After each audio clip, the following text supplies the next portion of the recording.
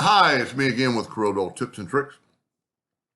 Pretty neat little text effect that you could play around with and do anything you wanted to and make it change it to get that effect. So we're just going to do it with this one. This thing is almost 19 inches. I'm going to set my nudge factor on 20.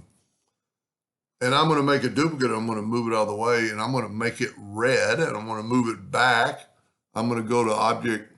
Well, first of all, I'm going to move it a little bit so I'll be able to see it. I'm going to move it just a little bit. And then I'm going to go to object order backup page.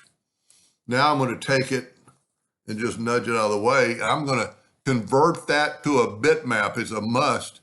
You've got to convert it to a bitmap. We're going to actually cut it to RGB bitmap.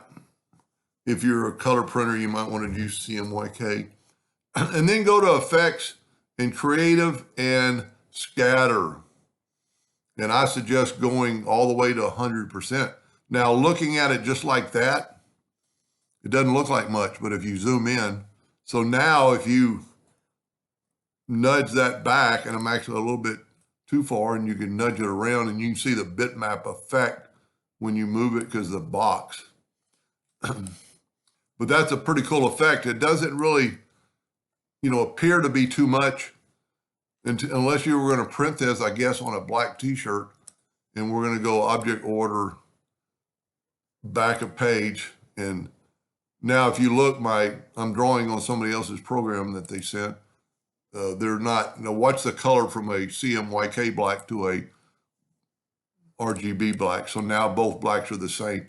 And you're going to get a total, and you could still, you can still play with that and offset it and do a lot with it.